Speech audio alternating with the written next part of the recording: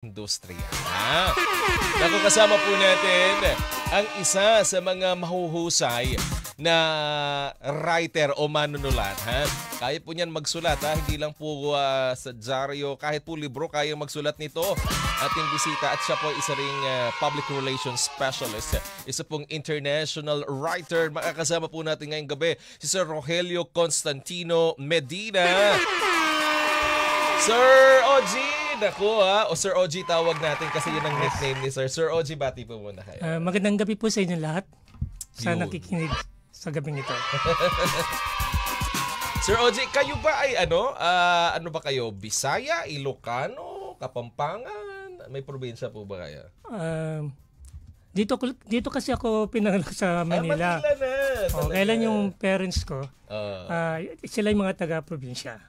Saan probinsya sila, sir? Ang nanay ko, purong Kapampangan.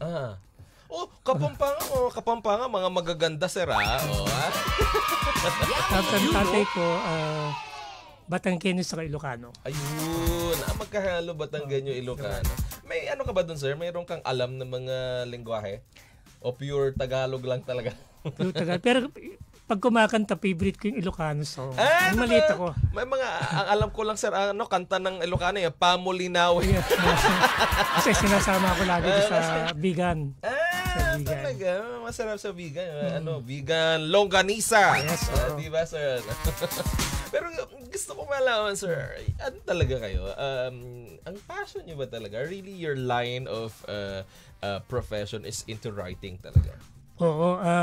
Actually, maliit pa lang, hilig ko na talaga magsulat.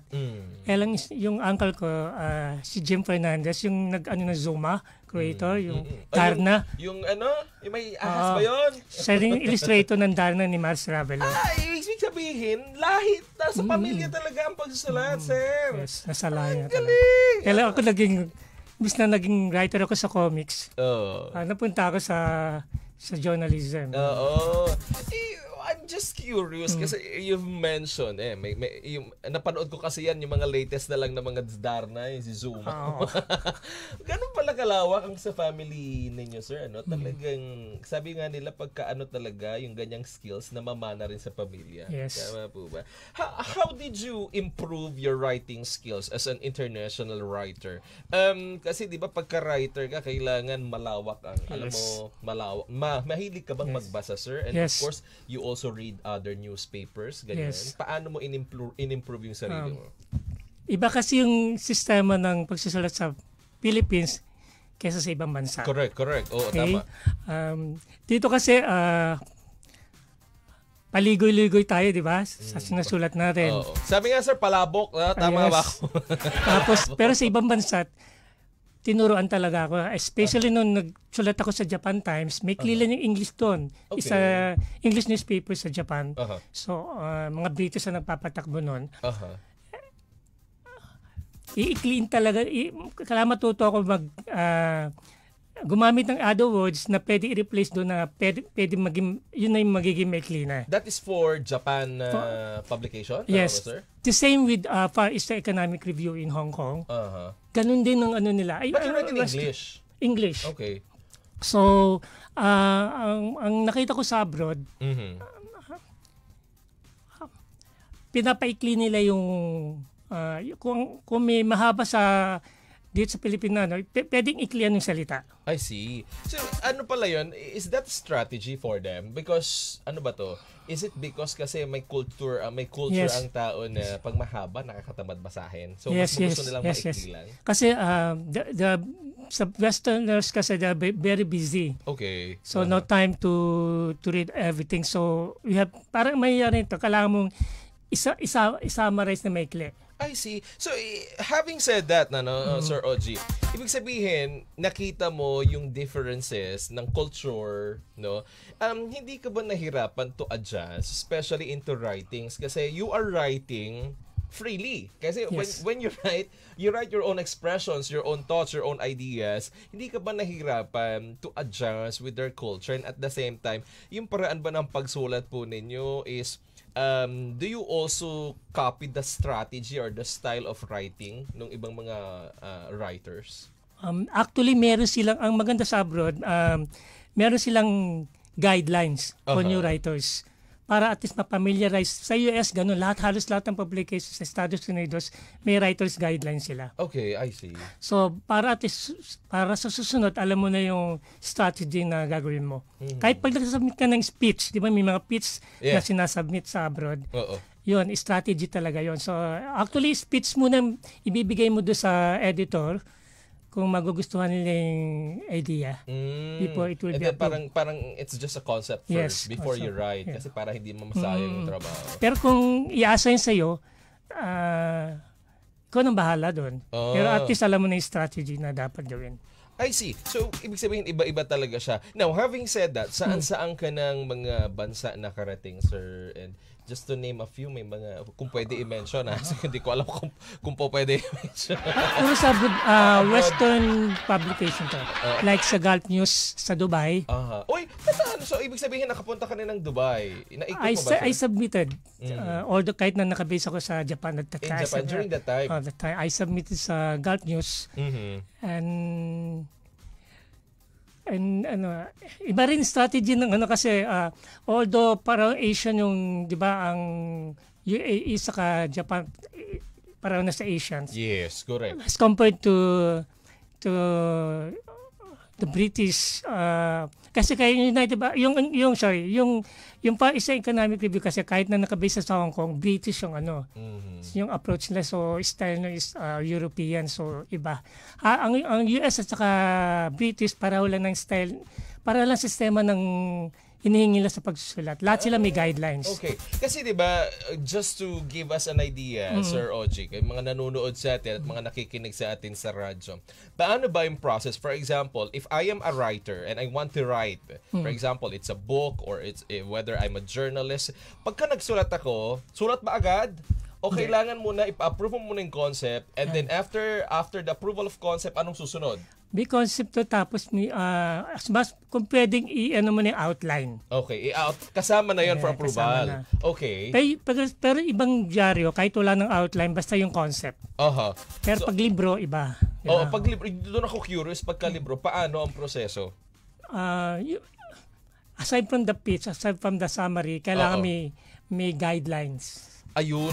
Kasi, di ba, para ma-publish yung libro mo, kailangan may magustuhan siya ng mga publishers. Yes. Correct. Kung bebenta ba to, magugustuhan ba ito ng yan. tao? Titignan din yung kung saleable. Okay. So pagka gano'n, halimbawa, na-approve yung concept, nakapagsulat ka na, pinasubmit mo for approval na yung sinulat mo, may revisions pa bang nangyayari? Sino nagpapa-revise? And then after the revision, usually gano'ng katagal yung mga revisions? Kapag na-approvehan na yun, doon pa lang may bayad na yun sa abroad. So binabayaran na agad? Yes, may bayad na yun. Kasama na yun sa kahit may ibig sabihin, whether matuloy siya o hindi, pag na-approvehan yun, may bayad ka pa rin. But it's not that big. Parang minimal payment lang siya. Tama ba ako, sir? Kasi kikita kapag na-publish na eh. Doon yes, pag na-publish na, doon ka kikita. Okay. So for example, halimbawa, nakapagsulat kayo ng libro, na-publish na yung libro, paano po ang magiging hatian ninyo with the publisher? Is it 50-50 or paano po ang sistema? Depende sa depende, iba 60 eh. Mas 60 sa kanila, 40 sa'yo. Mas mataas mismo sa writer. Sa writer. Yes, so, pagka ganun, ibig sabihin, 60 sa'yo, 40 dun sa publisher. Parang ganun. Basta mas mataas lagi sa writer. I see. So now, having said that, sir, halimbawa, nagustuhan ka ng isang publisher, ng isang publishing company. Paano yun? May mga offer ba from the other publishing company or do you stick, for example, for you, I know you can only speak for yourself, sir, pero paano ang process nun? May contract kasi. So you have to follow that one. May contract. I see. Saka kahit na sa pagsusulat, kung na-approve na yung pitch mo, you have to sign a contract. Ayun. So, dahil depende na kung gaano katagal. For example, 1 kasi baka ibigay mo sa iba yung Kailangan may kontrata. Now, having said that, sir, saan sa mga bansa ka na nakarating? You've mentioned, nakarating ka na ng Japan. US, nakarating ka na, sir? Yes, especially sa US. Wow, galing, currently ba, sir, pagkaganyan ba, halimbawa, writer ka, do they also invite you to go and visit the company on site? Although I know you are working, far from the Yes, companies? Usually, online muna. Okay. But eventually, pag kukunin mo yung mo, they encourage you to, kasi gusto ka rin nila makita. Oo, kasi importante din yun. But how do they employ you? How do they discover you? Paano ka nila nakikilala? Is it because nakikita nila yung mga published articles mo, mga column or books? Paano ka nila discover? Sa abroad kasi, equal Equal footing. Kumbaga, whether you're famous or not famous, kung susundin mo yung guidelines sila doon. Ganun sistema doon. Ay, magkaiba. Ang Pilipinas Yes. kasi, sir, pag kilala ka, at Hindi saka ka ganun. lang nila i-discover. No. It's really different abroad. The kultura kasi. Yung kultura. As long as you will follow The yung kanilang guidelines. okay ka. Okay. Now, having said that, sir, gusto ko itanong kung may pagkateki ka ba, sir? Kasi ngayon, ang dami ng mga online applications for online writers. Most especially mga BPO companies, mga content writers. Do you also engage yourself from those? Or you stick with the traditional style of writing pa rin?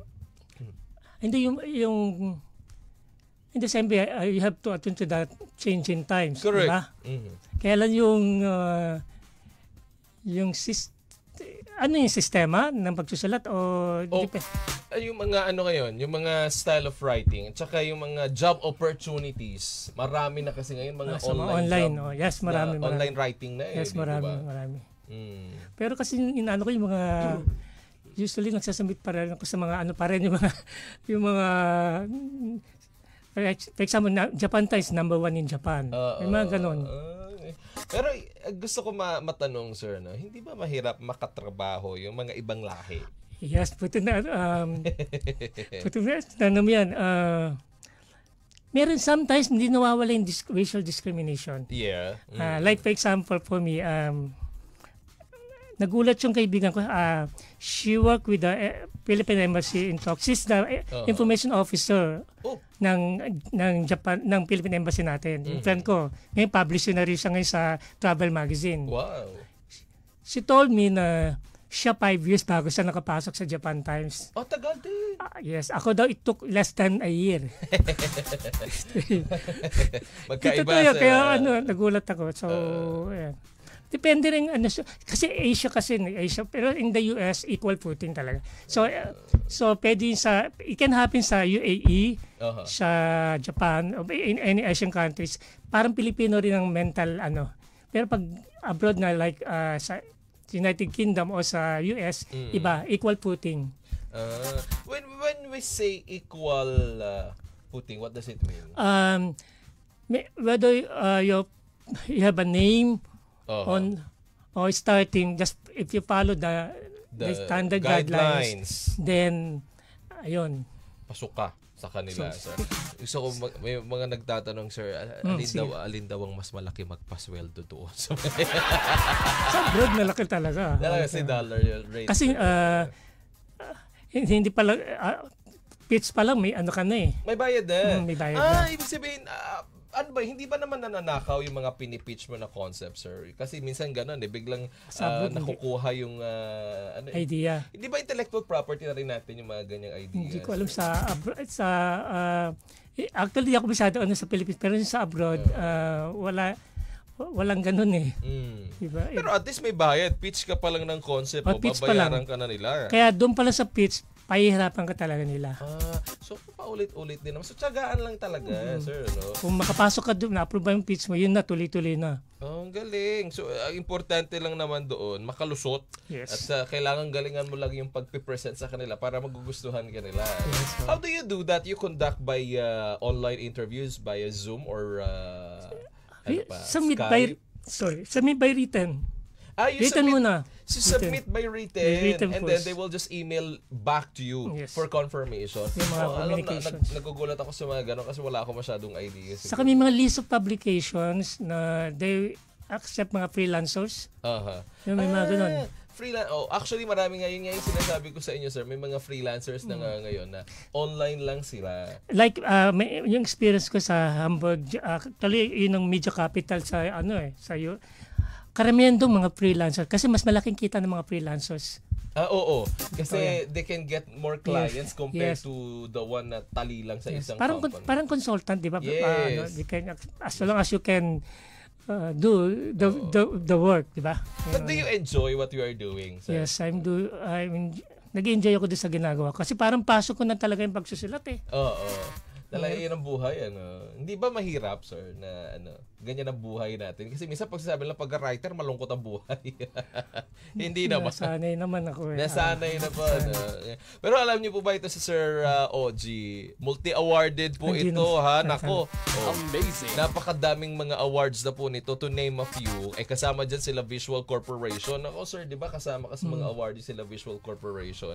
Ano nga yung ating awardings this August? Yung Sovereign Seal. Yes. Nako, kasama si Sir Rohel. Makikita pala tayo doon, sir. Ang galing. Tapos sa September yung